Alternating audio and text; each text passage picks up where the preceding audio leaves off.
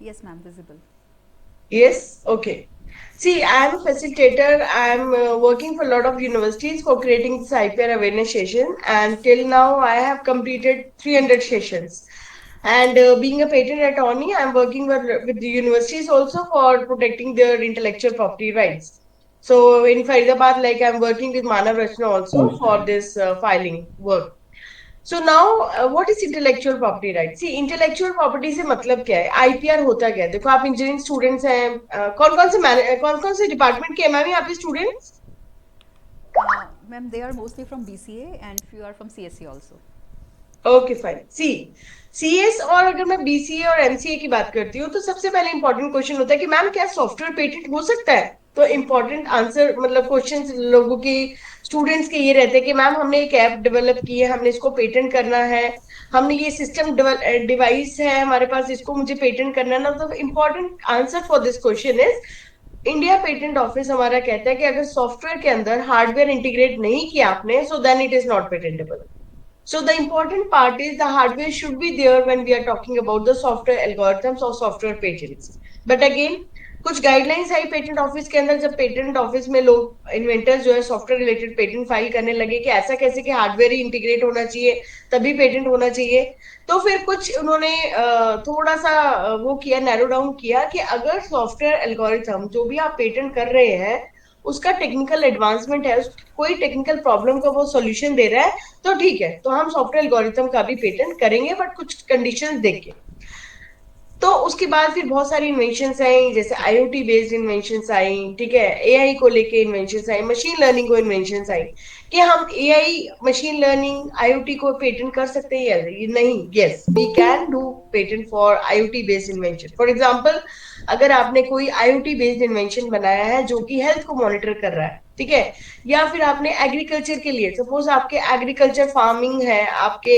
घर में लोग खेती करते हैं और वहां पे सॉइल की पैरामीटर्स को मुझे मेजर करना है मैं बार बार जाके खेत में तो देखूंगी नहीं कि जमीन सूखी है कि नहीं पानी कब देना है इसको मुझे या यहाँ पे वीड्स हो गए हैं उसको मुझे रिमूव करना है तो उसके लिए मैंने एक सिस्टम बनाया जिसे हम बोलते हैं IoT based agriculture monitoring device तो अब वो मेरी मॉनिटरिंग डिवाइस क्या करेगी वो क्या करेगी जो भी प्रॉब्लम्स हैं उसके सारे पैरामीटर्स की डिटेल्स आपके मोबाइल पे आती रहेगी क्यों क्योंकि हम उसने इंटरनेट से कनेक्ट कर दिया है इंटरनेट ऑफ थिंग्स ही बोलते हैं ना आईओटी की full form so so this whole system this whole device can be patentable so we have a lot of patents which are related to iot which are related to ai and machine learning so this intellectual property rights which comprises patent design trademark gi copyrights and semiconductor integrated circuit तो ये सारा मिला के एक intellectual property कहलाता है अब ना व्हाट इज इंटेलेक्चुअल प्रॉपर्टी का मतलब है आपके दिमाग में जो नए नए आइडियाज आ रहे हैं आपके दिमाग में एक आइडिया आया कि पेटीएम जैसा ही ऐप मैं भी बनाऊं जो कि ट्रांजेक्शन के लिए यूज करे ठीक है मूवीज टिकट के लिए काम करे आपको कहीं पे टिकट आपको कहीं जाना है तो उसी से आप टिकट भी बुक कर सके तो पेटीएम फोन पे इन सब का काम एक ही है सब एक ही काम कर रहे हैं बट इंपॉर्टेंट पॉइंट है कि जब मैं इंटेलेक्चुअल प्रॉपर्टी की बात करती हूँ कि मैम अगर मैं आईपी की बात करती हूँ तो पेटीएम को पेटेंट मिलेगा या फिर फोन पे को पेटेंट मिलना चाहिए तो इम्पोर्टेंट आंसर है कि दोनों को किसी को पेटेंट नहीं मिलना चाहिए क्योंकि वो दोनों ही एल्गोरिथम्स हैं बिजनेस स्ट्रैटेजीज है जो कि कॉपीराइट में प्रोटेक्ट होती है हर एक कंपनी जब अपनी कोई स्टार्टअप अपना शुरू करता है तो सबसे पहले उसका एक नाम सोचता है तो उस नाम को हम रजिस्टर करते हैं उस ब्रांड को हम जो रजिस्टर करते हैं वो हम ट्रेडमार्क में करते हैं जो उसकी टेक्नोलॉजीज होती है जैसे पेटीएम टेक्नोलॉजी यूज कर रहा है ट्रांजेक्शन के लिए आप कभी भी किसी को पैसे ट्रांसफर कर सकते हैं और किसी को भी मतलब पैसे भेज सकते हैं पैसे दे सकते हैं उसके अलावा इलेक्ट्रिसिटी बिल पे कर सकते हैं मोबाइल का बिल पे कर सकते हैं ये सारे उसके फीचर्स हुए पेटेंट होता है आपकी टेक्नोलॉजी का जो भी टेक्नोलॉजी यूज करते हैं जो एप्पल फोन के अंदर हम यूज कर रहे हैं चाहे सैमसंग टीवी के अंदर यूज कर रहे हैं एलईडीज के अंदर यूज कर रहे हैं चाहे किसी सोलर कार के अंदर यूज कर रहे हैं तो हमेशा याद रखना पेटेंट आपका टेक्नोलॉजी का होगा टेक्नोलॉजी के लिए पेटेंट ऑफिस को अगर आप सीए से है तो हार्डवेयर की इंटीग्रेशन जरूर चाहिए नेक्स्ट है डिजाइन कोई भी प्रोडक्ट का जो डिजाइन होता है सपोज मेरे हाथ में एक रिमोट है ठीक है फैन ऑपरेटिंग रिमोट है ये रिमोट से मेरा फैन चलता है तो इसका जो ये रिमोट कंट्रोल है इसका जो डिजाइन है ये आप डिजाइन में प्रोटेक्ट करते हैं तो डिजाइन में जब हम प्रोटेक्ट करते हैं तो इसका अपर पार्ट उसका बैक कैसा दिखता है, बैक में देखो आगे बटन है सारे में, बैक में कोई बटन नहीं है, बैक स्पेस ऐसी जाएगी। टॉप से आपका प्रोडक्ट कैसे दिख रहा है, बॉटम से आपका प्रोडक्ट कैसे दिख रहा है, साइड से कैसा दिख रहा है, और इधर साइड से कैसा दिख रहा है। तो जब भी मैं एक डिजाइन फाइल करूंगी पेटेंट ऑफिस में, तो आपको ये डिजाइन की पिक्चर्स ध्यान रखनी है, और उसकी alignment, front back left right top bottom और साइड व्यू, सिर्फ व्यूज आपको देने होते हैं इन टर्म्स ऑफ डिजाइन। अगर मैं बात करती हूँ टेक्नोलॉजी की, कि रिमोट से मेरा पंखा चल रहा है, तो रिमोट कंट्रोल बनाने के लिए जो अंदर चीजें यूज हुई हैं उसको हम पेटेंट कराएंगे। Okay, now next is GI. GI होता है आगरे का पेठा, कांचीपुरम साड़ी, फरीदाबाद का क्या famous I don't know, but हर एक एरिया का एक स्पेशल फीचर होता है जिसके लिए लोग वहां पे अट्रैक्ट होते हैं। जैसे फॉर एग्जांपल अगर मैं कुल्लू जाऊंगी तो कुल्लू शॉल लेके आऊंगी, नागपुर ऑरेंजेस, बिहार के बिशाही लीची को आपका जीआई टैग मिला है ना। जीआई, जीआई टैग का मतलब है कि असली और नकली की पहचान करना।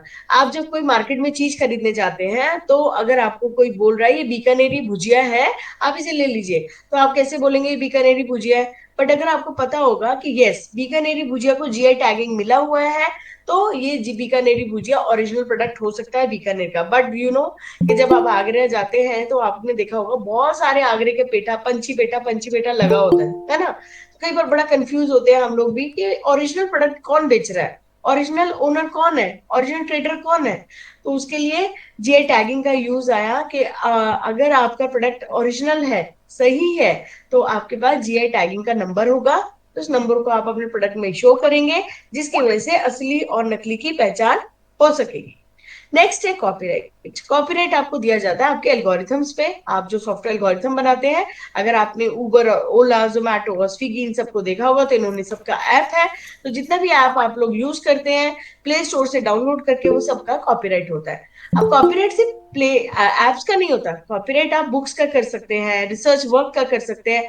कॉपीराइट का मतलब है कोई भी आर्टिस्टिक वर्क, कोई भी लिटरेरी कंटेंट, कोई भी वीडियोस, यूट्यूब पे जितनी भी वीडियोस देखते हैं उनका कॉपीराइट होता है, जितने भी गाने गाए जाते हैं फिल्म स्टोरी के अंदर, फिल्म का कॉपीराइट होता है।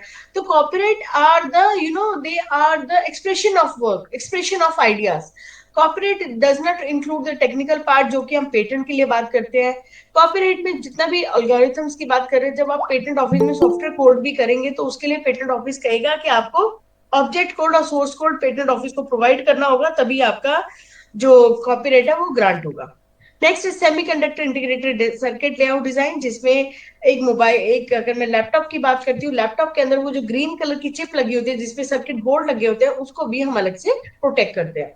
अब बात करते हैं कि different IP in single product, कि मैम हमारे पास मतलब आप कोई कंपनी खोलना चाहते हैं और आपने मुझसे बोला कि मैम मुझे ये पेटेंट कराना है, क्या मुझे नाम पेटेंट कराना है। तो सबसे इंपॉर्टेंट पॉइंट है कि लोगों को पता ही नहीं है उनको पेटेंट कराना है, कॉपीराइट कराना है, ट्रेडमार्क कराना है। तो आज मेरे लेक्चर से पहले तो ये आप लोगों की कंफ्यूजन दूर हो जाएगी कि अगर आप कोई दुकान खोलना चाहते हैं, अपने कोई बिजनेस शुरू करना चाहते हैं, अपना कोई स्टार्टअप शुरू करना चाहते हैं, तो उसका जो नाम होता है, जैसे एडिडास, प्यूमा, मैकडी और आपका टाइटन, ये जितने भी नाम आप लोग मेरे मुंह से सुन रहे हैं, ये सब आपके प्रोटेक्ट होते हैं ट्रेडमार्क के अंदर।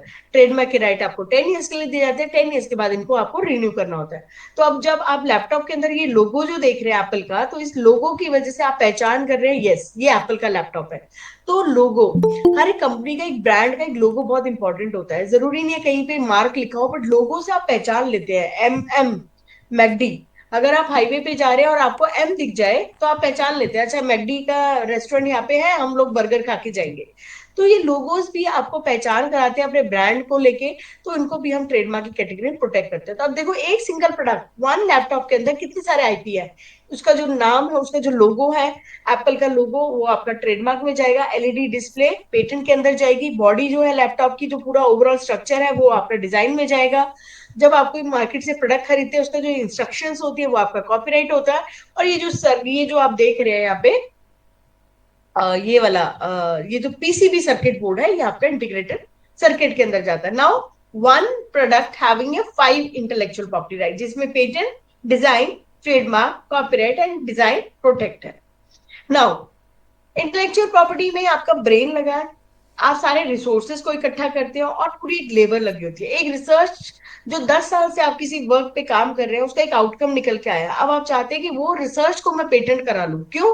ताकि कोई उसको यूज ना कर सके, ताकि कोई उसको चोरी ना कर सके। इसीलिए इंटेलेक्चुअल प्रॉपर्टी की इंपॉर्टेंस है।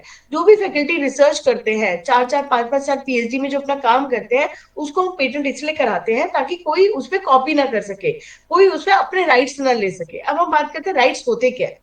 मेरे से किसी बच्चे ने पूछा, मैम राइट्स का क्या मतलब है? राइट्स का मतलब है कि जब आप कोई घर खरीदते हैं या कोई कार खरीदते हैं, तो आप अपने राइट्स कब लिस्ट पे लेते हैं? जब आपके हाथ में चाबी आ जाती है, घर की चाबी ओनर ने आपको दे दी, या आपके प्रॉपर्टी के पेपर्स आपके हाथ में आ गए जिसके ऊपर लिखा होगा कि पूजा कुमार के नाम ये घर प्रॉपर्टी ये हो चुकी है, ये रजिस्ट्री के डॉक्यूमेंट है जो आपको संभाल के रखने हैं। तो then I said I have a right on my own house. Same way में इंटेलेक्चुअल प्रॉपर्टी में भी जब आप पेटेंट फाइल कर देते हैं, उस डे से आपके राइट शुरू हो जाते हैं। इट डजंट मीन कि पेटेंट जब ग्रांट हो रहा है तभी आपके राइट शुरू हो रहे हैं। The day you file the patent, अगर आपने आज बोला कि मैम मुझे ये पेटेंट फाइल करना है, आप मेरा पेटेंट कितने दिनों में फाइल करेंगे? मैं बोलूंगी आज आपने मुझे वर्क दिया है, मैं इसकी नॉवेल्टी चेक करूंगी, नॉवेल्टी चेक करने के बाद मैं आपको एक रिपोर्ट शेयर करूंगी, रिपोर्ट शेयर करने के बाद आपसे डेटा लूंगी, आपका ड्राफ्ट प्रिपेयर करूंगी, और विद इन 1 to 7 days में आपका पेटेंट फाइल हो जाएगा। एंड उसके लिए आपको एक एप्लीकेशन नंबर दिया जाता है जो कि 2023 समथिंग, एक 11-12 डिजिट का एक नंबर होता है, जो आप आईक्यू की साइट पे डाल के देखते हैं और अपना स्टेटस पता लग जाता है। नाउ अभी इस दौरान सपोज पता चला आपने तो फरीदाबाद में पेटेंट फाइल कर लिया, लुधियाना में एक लड़की ने सेम वही काम उठा के अगले दिन फाइल कर दिया, सेम वही काम। अब कल को जब पेटेंट पब्लिश होता है, जब देखो पेटेंट का क्या स्टेजेस होती है, पेटेंट क्या होता है, पेटेंट फाइल हुआ, फाइल होने के बाद 1 महीने में आप पब्लिकेशन के लिए जा सकते हैं अगर आप अर्ली पब्लिकेशन करते हैं। उसके बाद पेटेंट पब्लिकेशन के बाद एग्जामिनेशन में जाता है, वहां पे पेटेंट ऑफिस में जो एग्जामिनर होते हैं वो आपके एप्लीकेशन को इवेल्युएट करते हैं और उसके बेसिस पे एक एफईआर रिपोर्ट इशू करते हैं। This is called first examination report. First examination report आने के बाद एक तो घबराना नहीं है, आप उसको रिव्यू करो, उसमें देखो जो पेटेंट ऑफिस ने D1 D2 D3 पेटेंट दिए हैं उनसे आपका वर्क कैसे डिफरेंट है। जब आप उनको डिफरेंस देते हो तो उसके बाद ही पेटेंट ऑफिस आपके पेटेंट को ग्रांट या रिजेक्ट करता है। अब इस पूरे होल प्रोसेस में आपका जो पब्लिकेशन है वो बहुत इंपॉर्टेंट है। पब्लिकेशन के बाद ही किसी थर्ड पार्टी को ये पता चलता है कि ये पेटेंट मेरे नाम से होना चाहिए था, या इसमें मेरा नाम भी इंक्लूड करना चाहिए था, या इस बंदे ने ये पेटेंट फ्रॉडली लिया है, ये पेटेंट इसका होना ही नहीं चाहिए था क्योंकि ये काम तो मैं कर रहा हूँ। तो उस केस में पेटेंट ऑफिस देखेगा कि सबसे पहले किसने पेटेंट फाइल किया, द राइट उसको जाएंगे जो सबसे पहले उसको फाइल कर रहा है। सेकंड कहानी, एक लड़ाई शुरू होती है कि फाइलिंग किसने करी। अगर फाइलिंग ए ने पहले करी, मानव रचना वाले स्टूडेंट ने या फरीदाबाद में जो स्टूडेंट बैठा है उसने पहले की है, तो क्या होगा, सेकंड जो है आपका, जो सेकंड पर्सन जो कि लुधियाना में बैठा है, उसने अगर ये बोला कि नहीं मैंने अगर सेकंड डे पेटेंट फाइल किया पर फिर भी ये काम तो मेरा है, मैं 10 साल से इस पे रिसर्च कर रहा हूँ। और अगर आप ये दूसरे बी से कंपेयर करते हैं, बी ने अगर 3 साल पहले ही रिसर्च किए, तो उस केस में पेटेंट ऑफिस ये बोल सकता है कि जी आप इनका नाम इसमें इंक्लूड करो क्योंकि ये बहुत पहले से इस पे काम कर रहे हैं। ओके, तो इसे हम बोलते हैं प्री ग्रांट ऑपोजिशन या post grant opposition. Pre grant opposition कोई भी बंदा फाइल कर सकता है, any interested person can file a pre grant opposition, any person can file before the grant of patent. अगर पेटेंट ग्रांट नहीं हुआ है और अगर आपको लगता है कि इन्होंने मेरा इन्वेंशन चोरी किया है, तो आप प्री ग्रांट ऑपोजिशन फाइल कर सकते हैं। बट अगर आपको लगता है कि पेटेंट ग्रांट हो गया है, ग्रांट के बाद भी आप प्री ग्रांट ऑपोजिशन या इन्फ्रिंजमेंट का नोटिस उसको भेज सकते हैं। एक्चुअली पेटेंट की इंपॉर्टेंस क्या है? पेटेंट की इंपॉर्टेंस है कि एक तो वो प्रोटेक्ट कर रहे हैं, कॉलेज के लिए पेटेंट इंपॉर्टेंस है, स्टूडेंट के लिए पेटेंट इंपॉर्टेंट है कि भाई अगर इनके नाम पे पेटेंट आ जाएंगे, कल को वो फॉरेन स्टडीज के लिए जा सकते हैं, फॉरेन में पढ़ने के लिए बड़ा इजी हो जाएगा उनके लिए एडमिशन लेना, क्योंकि फॉरेन वाले आपकी फॉरेन यूनिवर्सिटीज ये देखते हैं कि बच्चे के अंदर इंटेलेक्चुअल क्या है। इंटेलेक्चुअल मतलब उन्होंने पढ़ाई के साथ साथ अलग क्या किया। तो अगर आप दिखाते हैं कि आपके सीवी में 2 या 3 पेटेंट ऑलरेडी है during your college time, and उससे बेसिस पे आपको एडमिशन में बड़ी आसानी हो जाती है। नेक्स्ट, ग्रेजुएशन के बाद जब आप जॉब ढूंढते हैं, ठीक है, जॉब ढूंढते हैं तो तब भी आपके लिए इजी हो जाता है जॉब फाइंड करना, बिकॉज जब आप उनको बताते हैं कि आपके पास 2 या 4 पेटेंट है, तो इसका मतलब कि उनको लगता है कि आप उस वाकई में दूसरों से डिफरेंट है, जो कि एक फैकल्टी के पास पेटेंट नहीं हो पाते, पर एज स्टूडेंट लेवल अगर आपके पास पेटेंट है तो it means a lot. Academic point of view से पेटेंट की इंपॉर्टेंस है, जब हम नैक और एनआरएफ रैंकिंग के लिए जाते हैं तो they need a patent filing number. तो उसके लिए लोग पेटेंट फाइल करते हैं कि एप्लीकेंट में कॉलेज का नाम रहे और इन्वेंटर में आपका नाम रहे।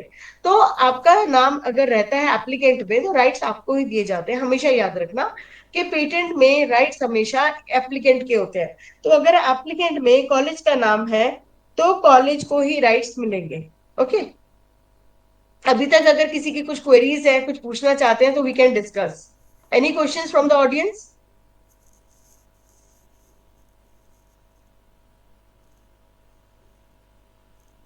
Ma'am, you can continue, I think. कोई क्वेरीज है, कुछ पूछना चाहते हैं? Anyone, any query regarding no? intellectual property rights? Anyone?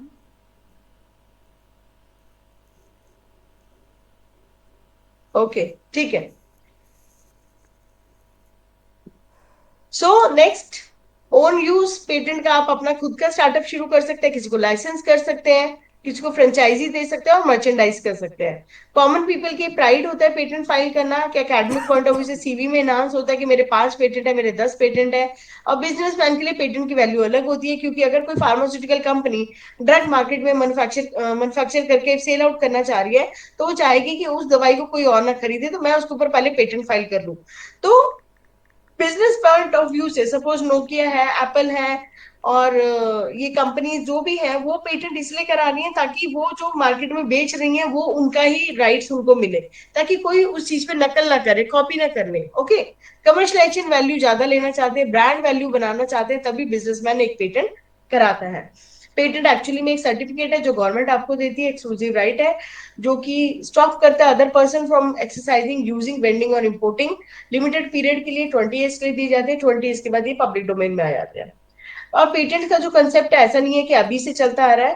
Patent जो है बहुत पुराना कंसेप्ट है, जिसमें थॉमस एल्वा एडिसन आए जिन्होंने बल्ब का इन्वेंशन किया, ग्राम बेल ने टेलीफोन का इन्वेंशन किया, राइट ब्रदर्स ने एरोप्लेन का इन्वेंशन किया, लुइस पाश्चर वैक्सीनेशन का इन्वेंशन किया। तो जितने भी साइंटिस्ट ने इन्वेंशन किए उन सबका उनके पास पेटेंट था। उसके बाद फेमस इंडियन इन्वेंशन जैसे नैनो कार, और फिर उसके बाद हेपेटाइटिस वैक्सीन वगैरह, और ये जो अफोर्डेबल प्रोस्थेटिक जो आप देखते हैं जो पोलियो वाले बच्चे बैसाखी लेके घूमते हैं, ये सब भी आपके पेटेंट ही है। क्योंकि आज तक सोचो, पेटेंट एक्चुअली एक प्रॉब्लम का सोल्यूशन है। आपने एक प्रॉब्लम का सोल्यूशन बनाया कि उनको चलने में दिक्कत है, तो हमने उनको सपोर्ट के लिए एक उनको डिवाइस दे दी, तो आप उस डिवाइस का भी पेटेंट कर सकते हैं। डिवाइस और प्रोसेस का ही पेटेंट होता है। तो कोई भी सिस्टम, कोई भी डिवाइस अगर आपको लगता है कि मैम हमने एक डिवाइस बनाई है, तो उसका पेटेंट आप कर सकते हैं। जैसे ड्रोन का एग्जांपल यहाँ पे, ड्रोन को फ्यूमिगेशन पर्पस, एग्रीकल्चर पर्पस या किसी और पर्पस के लिए भी यूज कर रहे हैं, तो इसका आप पेटेंट कर सकते हैं। नेक्स्ट, आपका पेटेंट फाइलिंग का प्रोसेस क्या रहता है? जब आप पेटेंट फाइल करते हैं तो पेटेंट में डिफरेंट फॉर्म्स यूज होते हैं, जैसे form 1, form 2, form 3, form 5, form 18। Form 18 में दो ऑप्शन होते हैं, फॉर्म 18 और 18A। 18 आपका नॉर्मल फॉर्म होता है, फॉर्म 18A आपका एक्सपेडाइट होता है। अगर आप पेटेंट जल्दी करवाना चाहते हैं कि मैम हमारा पेटेंट 1 साल के अंदर ग्रांट हो जाए, तो फॉर्म 18A आप फाइल कर सकते हैं। ये फीस है 1600 रुपये आपको देना पड़ेगा, पेटेंट फाइलिंग की जो फीस है। और उसके अलावा फॉर्म 2, फॉर्म 3, फॉर्म 5 की कोई फीस नहीं है। फॉर्म 18 की 4000 फीस आपको देनी पड़ती है। अगर आप फॉर्म 18A फाइल करते हैं तो उसकी आपको 8000 फीस देनी होती है, जो एक्सपेडाइट होती है, बट उसके लिए पेटेंट आपका विद इन ईयर ग्रांट हो जाएगा। हमारे कुछ ऐसे पेटेंट्स थे जो एक्सपेडाइट वाले प्रोसेस के थ्रू 7 और 8 मंथ में ग्रांट हो गए। और जब हम फाइल करते हैं तो ipindia.nic.in पे जाके हम पेटेंट फाइल करते हैं। ये उसका लॉगिन आईडी रहता है, यहाँ पे आप अपने यूजर नेम पासवर्ड ऐड करते हैं और उसके बाद आप अपना पेटेंट फाइल करते हैं। पेटेंट फाइल करने के बाद ये एक्सपेराइट के ऑप्शंस मैंने आपको दिए, स्टार्टअप, स्मॉल एंटिटी, एप्लीकेंट अगर फीमेल है, और अगर कोई गवर्नमेंट ऑर्गेनाइजेशन है तो आप अपना पेटेंट एक्सपेराइट में जा सकते हैं। पेटेंट प्रोसेस करने के लिए आपको सबसे पहले आइडिया देना होता है। आइडिया को हम सर्च करते हैं, उसके बाद उसकी नॉवेल्टी चेक करने के बाद आपको एक रिपोर्ट शेयर करते हैं। उसके बेसिस पे आपको इन्वेंशन डिस्क्लोजर फॉर्म भेजते हैं, जो आप भर के भेजते हैं, जिसमें टाइटल होता है, बैकग्राउंड होता है, जैसे आप रिसर्च पेपर लिखते हैं। उसके बाद फिर हम उसको पब्लिकेशन के लिए फाइल करते हैं। अगर आप अर्ली पब्लिकेशन करवाना चाहते हैं तो 1 महीने में आपका पेटेंट पब्लिश हो जाएगा, उसके लिए आपको एक्स्ट्रा फीस देनी होती है। और पब्लिकेशन के बाद एग्जामिन होता है पेटेंट ऑफिस की तरफ से, और उसके बाद फाइनली पेटेंट आपका हियरिंग होने के बाद ग्रांट या रिजेक्ट होता है। और पेटेंट ऑफिस का प्रोसेस क्या रहता है? पहले पेटेंट ऑफिस को स्क्रीन आउट करता है कि जो भी आपने पेटेंट फाइल करे हैं वो स्क्रीन कर ले, वो कि वो एटॉमिक एनर्जी से रिलेटेड तो नहीं है। अगर एटॉमिक एनर्जी से रिलेटेड होता है तो पब्लिकेशन नहीं होता है, वो डीआरडीओ को दे दिए जाते हैं, डीआरडीओ उनको चेक करता है और उसके बाद ही उनको क्लियर करने के बाद ही उनको वो पब्लिश करता है। टेक्निकल एग्जामिनेशन पेटेंट ऑफिस क्या चेक करता है? पेटेंट ऑफिस ये चेक करता है कि आपके पेटेंट जो बनाया है, आपने जो ड्राफ्ट लिखा है वो एक्ट के अकॉर्डिंग है कि नहीं, कुछ ऑब्जेक्शंस तो नहीं है, फॉर्मेटिंग गड़बड़ तो नहीं है, आपने फॉर्मेट जो है पेटेंट ऑफिस के हिसाब से यूज किया है कि नहीं, वो सारी चीजें आपको एग्जामिनेशन के टाइम पे एफआईआर रिपोर्ट के टाइम पे दे दी जाती है। उसके बाद टाइमलाइन बहुत इंपॉर्टेंट है। जब हम पेटेंट फाइल करते हैं, अगर प्रोविजन पेटेंट फाइल किया, सिर्फ आइडिया भी आप फाइल कर सकते हैं। बच्चे अगर चाहते हैं कि मैम हमारे पास एक कंसेप्ट है तो हम प्रोविजन पेटेंट फाइल करें, 1 साल का टाइम मिलता है उसको कंप्लीट करने का। रिक्वेस्ट फॉर एग्जामिनेशन 48 मंथ्स में ही करना होता है। अभी कुछ टाइमलाइंस, अभी पेटेंट ऑफिस की कुछ गाइडलाइंस आई है जिसमें इन्होंने घटा के इसको 31 मंथ्स कर दिया है। एफआईआर का रिप्लाई 6 महीने में करेंगे।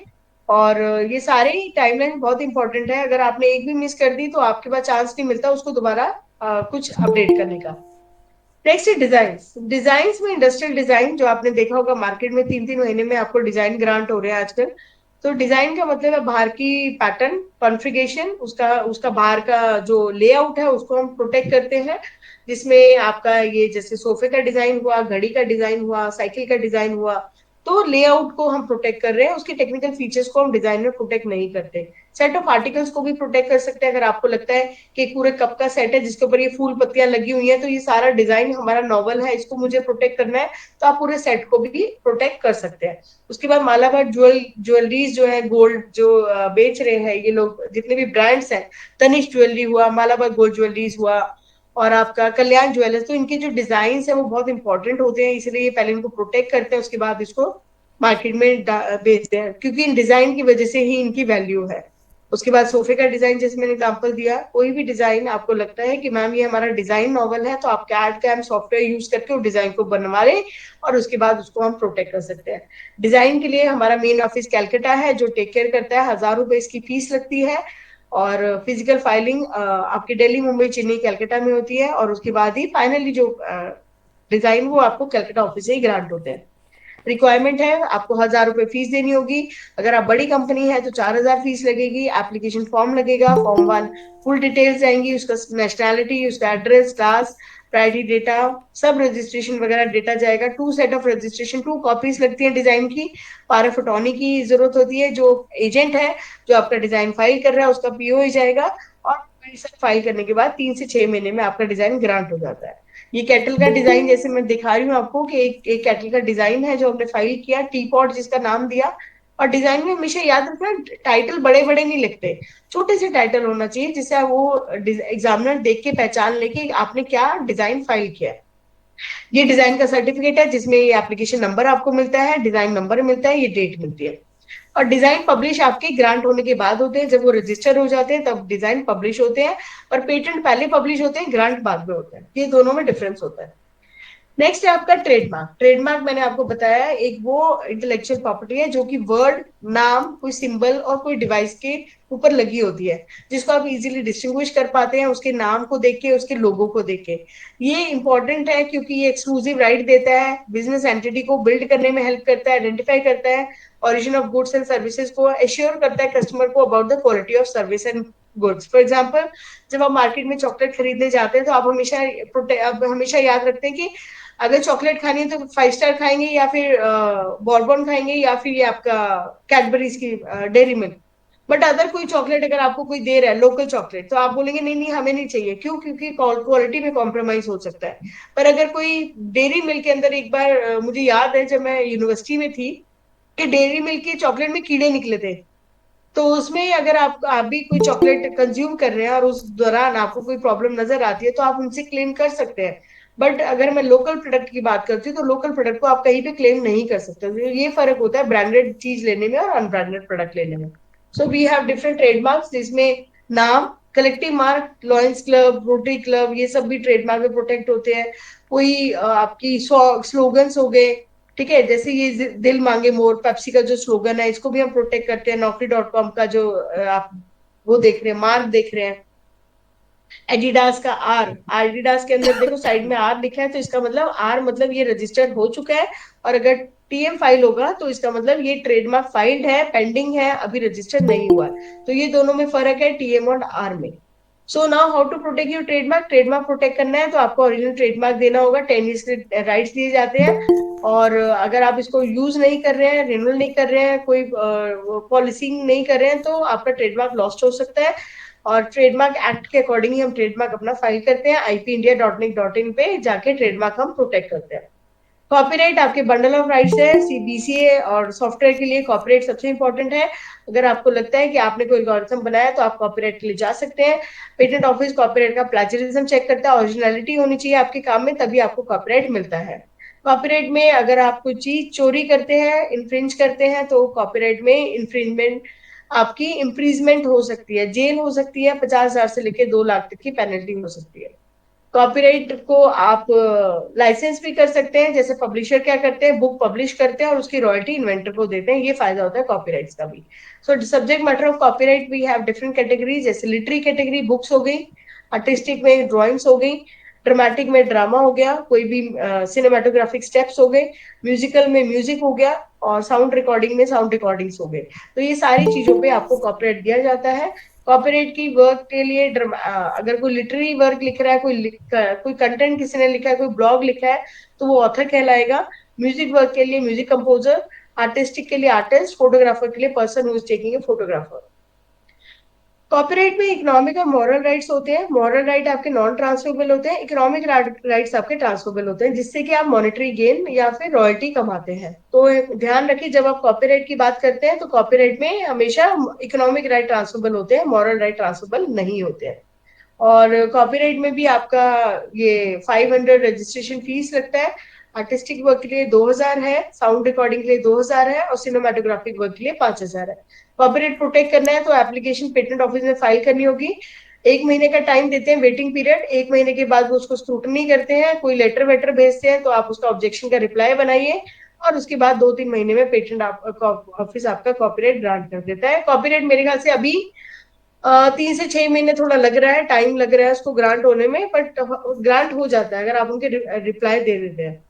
सेमीकंडक्टर इंटीग्रेटेड डिजाइन लेआउट मैं आपको बता चुकी थी, कि जिसमें आप सर्किट्स को प्रोटेक्ट करते हैं। कोई भी सर्किट आपके दिमाग में है, उसको हम प्रोटेक्ट करते हैं इसके थ्रू, सेमीकंडक्टर इंटीग्रेटेड डिजाइन के थ्रू, जिसमें आपकी 5,000 की रजिस्ट्रेशन फीस है। और आपका मतलब मेरे ख्याल से 1 to 2 मंथ्स में ये ग्रांट हो जाता है। नेक्स्ट आपका जीआई। जीआई में मैं आपको एग्जांपल दे चुकी थी, जैसे आपका दार्जिलिंग टी, आपका ये मधुरई के आपका ये ब्रांड, जो जितने भी ब्रांड आप इसमें देख रहे हैं, Nilgiri T, Assam T, okay, Taj Mahal का मकबरा मार्बल्स, ये सब आपका जीआई के अंदर रजिस्टर है। उसके अलावा ये दार्जिलिंग टी, मकराना मार्बल, कांचीपुरम साड़ी, रत्नामी सेब, ओके। नेक्स्ट आपका कठपुतली of Rajasthan, Bagh print of Madhya Pradesh, ये सब आपका जीआई के अंदर प्रोडक्ट के अंदर रजिस्टर है। ये आपका पान हो गया, ठीक है, मैंगोस हो गए, कश्मीरी सैफरॉन हो गया, बिहार की शाही लीची। तो IP is everywhere. IP is everywhere का मतलब है कि आईपी कहीं पे भी ऐसा नहीं है कि आईपी नहीं है, ठीक है। अगर आप कहीं पे भी देखेंगे कि yes, for example, patent 20 years के लिए दिए जाते हैं, डिजाइन 10 ईयर्स के लिए दिए जाते हैं, ट्रेडमार्क 10 ईयर्स के लिए दिए जाते हैं, जीआई आपका 10 ईयर्स के बाद रिन्यू करना पड़ता है। और कौन अप्लाई कर सकता है? पर्सन, इंडिविजुअल अप्लाई कर सकता है, यूनिवर्सिटी और कॉलेज भी अप्लाई कर सकते हैं पेटेंट्स के लिए। आईपी के राइट टेरिटोरियल होते हैं। टेरिटोरियल का मतलब है कि इंडिया में प्रोटेक्ट किया तो इंडिया में ही मिलेंगे, इंडिया के बाहर अगर जाना है तो पीसीटी एप्लीकेशन करके आप फाइल कर सकते हैं। उसके बाद करियर अपॉर्चुनिटीज की मैं बात करती हूँ, कि अगर आप बोले मैम पेटेंट का क्या फायदा है, आगे इसमें क्या करियर बना सकते हैं, तो मैं बोलूंगी यस।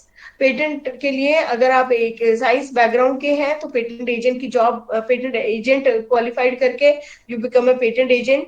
और अगर आप लॉ से हैं तो ट्रेडमार्क एजेंट बन जाते हैं। एग्जामिनर की अगर आप पीएचडी किए हुए हैं, चाहे बीसीए, एमसीए, चाहे इंजीनियरिंग से, तो आप पेटेंट ऑफिस में examiner of patent, examiner of trademark और एग्जामिनर ऑफ कॉपीराइट के लिए एलिजिबल होते हैं। उसके अलावा राजीव गांधी इंस्टीट्यूट हमारा जो नागपुर में है, वो आपका ट्रेनिंग प्रोवाइड करता है आईपीआर में। So next is a quiz. अगर आप अनम्यूट कर लें तो मुझे बताइए, इसमें कौन कौन से फेमस ट्रेडमार्क्स आप लोग देख रहे हैं? डेटॉल,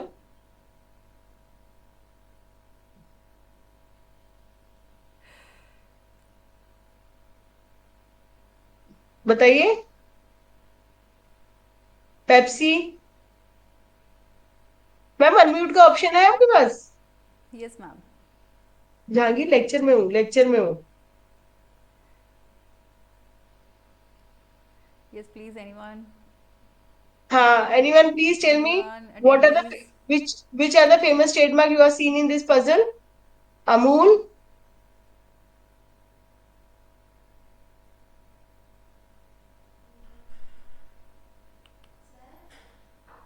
सर नहीं है। अनम्यूट किया मैम? मैम बबूल इज अच्छा, देयर। चलो। हाँ, Babool, Pepsi, Amul, Tata, Horlicks, Cadbury, Classic. Bata, Dettol और लिंक। तो ये हमारे फेमस ट्रेडमार्क्स है इसके अंदर। Next we have now find the IP. First वाला देखो क्या होगा, patent, copyright, trademark, design. Copyright. Very good. To,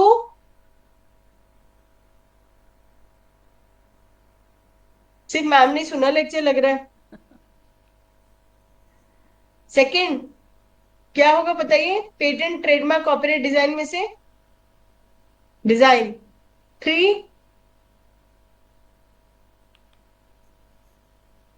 three three three number पे क्या होगा, प्रोटेक्ट,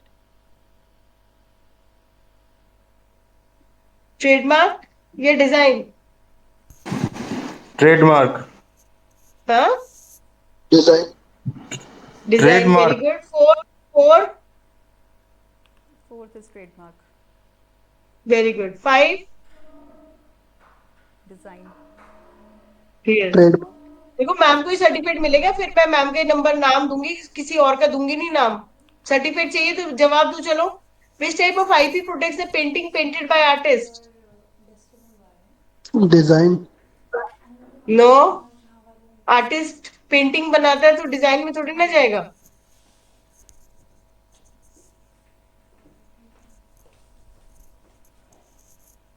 जल्दी बताओ। हुसैन की पेंटिंग्स जो है, एमएफ हुसैन की पेंटिंग्स जो है वो क्या होती है, कॉपीराइट। तो इसका आंसर होगा copyright. Okay, next, what protects intellectual property created by fashion designer? ये तो डिजाइन। बहुत ही सिंपल है। फैशन डिजाइनर ने कोई कुछ बनाया है तो किस में जाएगा वो? They are answering design. Designs, yes, right answer. What protects advance disc brake for bike developed by inventor? Advance disc brake technology है तो किस में जाएगा?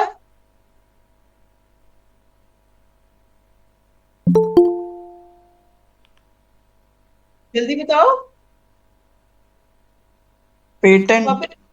हाँ, वेरी गुड, पेटेंट्स। देखो कॉपीराइट हो नहीं सकता, जीआई सिर्फ स्टेट का दिया जाता है पर्टिकुलर प्रोडक्ट के लिए, तो डिस्क ब्रेक का जीआई कैसे देंगे? पेटेंट्स, क्योंकि टेक्नोलॉजी की बात कर रहे हैं, इंप्रूवमेंट की बात कर रहे हैं, तो पेटेंट होगा। डिजाइन नहीं कर सकते डिस्क ब्रेक का, बाइक होती तो हम डिजाइन फाइल कर सकते थे। ट्रेडमार्क भी नहीं है एडवांस डिस्क ब्रेक, क्योंकि नाम नहीं है किसी ब्रांड का, ये टेक्नोलॉजी की बात कर रहे हैं तो ये पेटेंट में जाएगा। Next, what is which of these is a GI? Yes please, it's very easy. हाँ, ये तो बहुत ही इजी है बच्चों। नागपुर ऑरेंजेस। बीएमडब्ल्यू को नागपुर तो ऑरेंज। मिलेगा यस। ये, बीएमडब्ल्यू को तो जीआई मिलेगा नहीं, आयरन मशीन को भी जीआई नहीं मिलेगा, ना प्ले स्टेशन को। तो Nagpur oranges is the right answer. What does a trademark protect? हाँ जी, यस प्लीज। जल्दी, trademark, brand, logo. Nike, yes logo, yes. Brand. Names and brands. Very good. Patent last, patent के rights कितने सालों के लिए दिए जाते हैं? 10 10 years। years। 20 years। 20। अच्छा। If you write an original story, अगर आप लोगों ने कोई ओरिजिनल स्टोरी लिखी है, what type of intellectual property give you the right to decide who can make and sell copies of your work?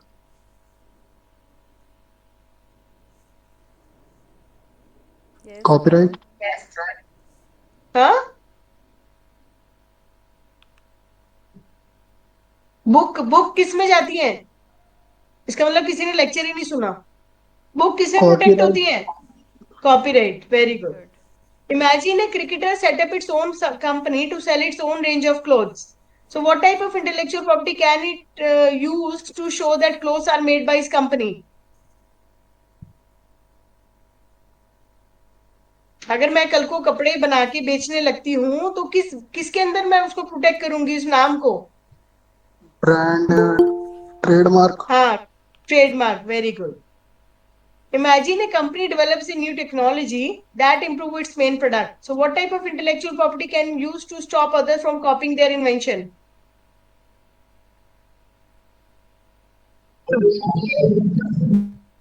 Technology की बात कर रहे हैं तो क्या आएगा? Patent, patent, very good. ये सबसे ज्यादा जवाब किसने दिए? प्रथम. प्रथम मैम. प्रथम विराज. अरे, टेल योर नेम. प्रथम. प्रथम. प्रथम, तो तुम्हारे लिए एक अच्छी यस. अपॉर्चुनिटी ये है कि जब तुम्हारे यहाँ पे इंटर्नशिप का ऑप्शन होगा तो तुम मुझे एक बार याद करना. मेरी कंपनी में मैं तुम्हें 1 महीने की इंटर्नशिप दूंगी जिसमें हम तुम्हें पेटेंट का काम बताएंगे कि हम पेटेंट कैसे सर्च करते हैं, कैसे ड्राफ्ट करते हैं और कैसे फाइल करते हैं. So you get this opportunity. Congratulation. I will send you certificate for this कि हमने आपको अपनी कंपनी में एज ए इंटर्नशिप के लिए अपॉइंट किया, जिसमें मैं 5,000 आपको स्टाइपेंड भी दूंगी. Thank you so much okay, ma'am. Great job Pratham. Thank you. Good. Yes, तो ये मैं अपनी तरफ से, अपनी कंपनी की तरफ से लेटर इशू कर दूंगी. तुम मैम से मुझे अपनी डिटेल शेयर करवा देना. So you are the one. देखो स्टूडेंट्स, ये जो इंटेलेक्चुअल प्रॉपर्टी का जो लेक्चर है, दैट यू नो, ये फ्यूचर में आपको इसकी इंपॉर्टेंस समझ में आएगी. क्योंकि जब आप अपने प्रोजेक्ट्स बना रहे होते हैं फाइनल ईयर में, जब आपको दिया जाता है कि आपको प्रोजेक्ट सबमिट करने हैं, और जब प्रोजेक्ट बना रहे होते हैं, तो अगर कुछ बच्चे इंटरेस्टेड हैं कि हमें फॉरेन स्टडीज के लिए जाना है या मुझे कल को एमसीए के बाद जॉब करनी है, तो जितने भी आईबीएम है, विप्रो है और जितनी बड़ी बड़ी कंपनीज है, सॉफ्टवेयर कंपनी में सबसे ज्यादा पेटेंट्स है. ओके, क्वालकॉम हुआ, सबसे ज्यादा पेटेंट ये लोग फाइल करते हैं. तो ये तो बहुत ही अच्छी अपॉर्चुनिटी है कि जब आप खुद इस फील्ड के बारे में जानते हैं और जब आप ऐसी इंडस्ट्रीज को ज्वाइन करेंगे, उनके आरएनडी में भी ज्वाइन करेंगे, it will enhance the value of your CV. So अभी आपको इसकी वैल्यू समझ नहीं आएगी, मैम ये आईटीआर का लेक्चर हमें क्यों दे रही है, क्यों समझा रही है. But when you are in a pass out or you are finding a job opportunities, then you will realize the importance of patents. आज पेटेंट की इतनी वैल्यू है हर जगह कि हर एक बच्चा चाहता है कि मेरे सीवी में एक पेटेंट आ जाए. यू कांट बिलीव, मेरी 2 बेटियां हैं and one is in third class and the second one is in 10th class. Ma'am एक मेरी जवाब. दोनों. यस, आप पूछिए, कुछ पूछना चाहते हैं? हेलो. तो मेरी, आप ये सोचो, मेरी छोटी बेटी के दिमाग में एक आइडिया आया, क्योंकि मैं मम्मा, वो देखती है कि मम्मा सारा दिन पेटेंट पेटेंट करती रहती है, तो उसके दिमाग में एक आइडिया आया कि मम्मी, उसने क्या किया, एक पेपर लिया, पेपर के अंदर छेद कर दिए. सारे में छेद करने के बाद उसने एक थ्रेड से, मास्क के थ्रेड से दोनों तरफ थ्रेड लगा के पूरा एक मास्क डेवलप किया. और मास्क में छेद थे सारे में, और उसने नीचे लिप्स की तरफ उसका एक पेपर थोड़ा सा मुंह काट रखा था. तो मैंने उसे पूछा ये क्या बनाया तुमने, तो उसने मुझसे बोला मम्मी मुझे इसका ना पेटेंट करना है. मैं कहा क्यों? कहती ये देखो, हमें अगर जूस पीना होता है तो हमें पूरा मांस उतारना पड़ता है, तो मैंने क्या किया, मैंने इस मांस के अंदर यहाँ पे उसके होठ की तरफ से काट दिया है कि आप फ्रूटी पी लो या फिर जो जूस पी लो, और उसके बाद उसका ढक्कन बंद कर दो, उसका कैप लगा दो यहाँ पे साइड में. मैं कहा वेरी गुड. दूसरा उसने इनोवेशन क्या किया, जो छेद छेद उसने पूरे मास्क में लगाए, तो मैंने उससे पूछा ये तुमने छेद छेद इतने क्यों लगाए हैं?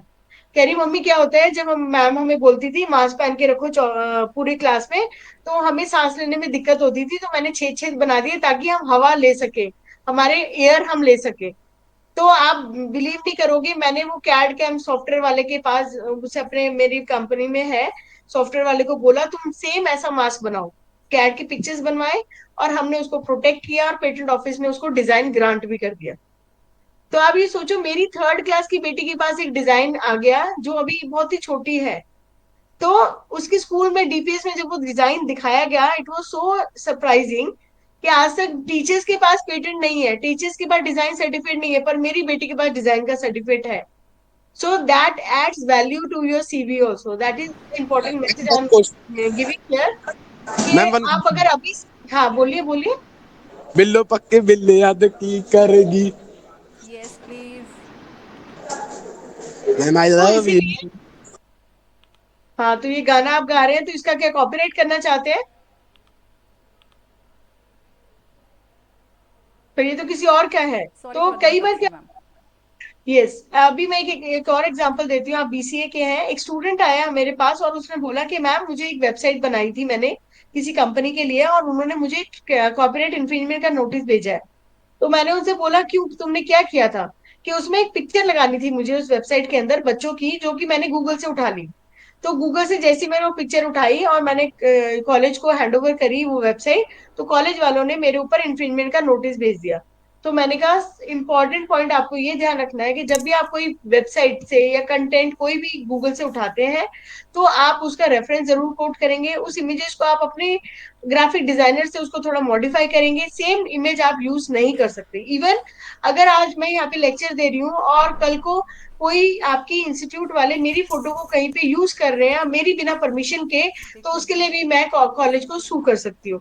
तो ये इमेजेस पर्सनालिटी राइट्स बहुत इंपॉर्टेंट होते हैं। अमिताभ बच्चन ने अभी अपने पर्सनालिटी राइट्स को लेके कॉपीराइट प्रोटेक्ट किया कि कोई उनकी फोटो, कोई उनका ऑडियो, कोई उनके डायलॉग्स मेरी उनकी बिना परमिशन के कोई भी यूज कहीं नहीं करेगा। चाहे वो किसी का शो है, रियलिटी शो है या कोई भी शो है, और अगर वो करेगा तो वो पूरा उनको सू कर सकते हैं। So these are the important point that you have to keep in mind when we are developing, because आजकल इंटरनेट का जमाना है। हम लोग भी जब प्रोजेक्ट दिए जाएंगे आप भी कॉपी पेस्ट करेंगे और टीचर को सबमिट करेंगे, तो आप बोलेंगे कि किसी को क्या पता चल रहा है हमने क्या उठाया है, बट आपका जो आईपी एड्रेस है वो नोट होता है कि किस किस कॉलेज का आईपी एड्रेस गया है, कहाँ पे बच्चे ने चोरी की है, कहाँ से ये कंटेंट उठाया और डेटा उठाया। तो इसीलिए जब भी आप इंटरनेट से चीजें उठाएं उसको कॉपी पेस्ट करें, बट कॉपी पेस्ट नहीं करें, उसको आप अपनी लैंग्वेज में लिखें, एब्स्ट्रैक्ट को अपनी लैंग्वेज में लिखें, रेफरेंसेस जरूर दें। चाहे विकीपीडिया से भी डेटा उठाया तो विकीपीडिया का नाम नीचे होना चाहिए। Okay, so this is all about intellectual property right, जिसमें हमने patent, trademark, copyright, design, GI के बारे में समझा और उनकी टाइम पीरियड के बारे में पढ़ा कि कितने दिनों के लिए टाइम पीरियड होता है और कितनी चीजों पे हम आईपीआर को प्रोटेक्ट कर सकते हैं। अगर अब आपकी कुछ क्वेरीज है तो आप पूछ सकते हैं।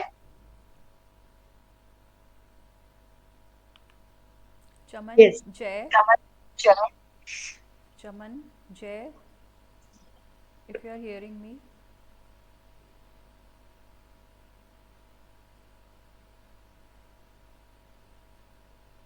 No questions from the audience? Any questions, anyone?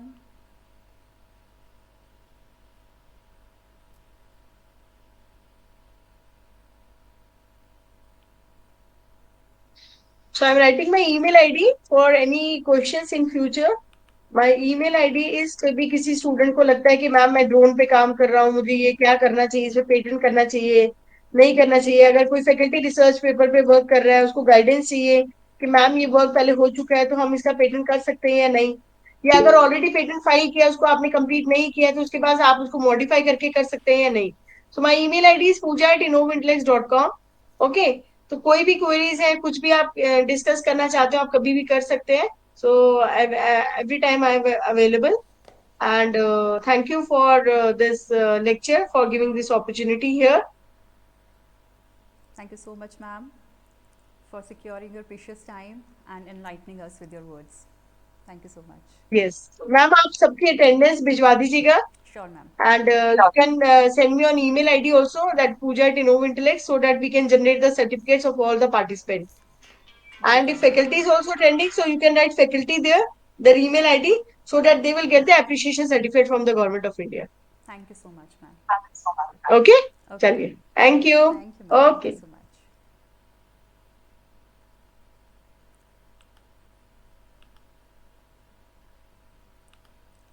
Thank you, students, for attending. Now you can leave.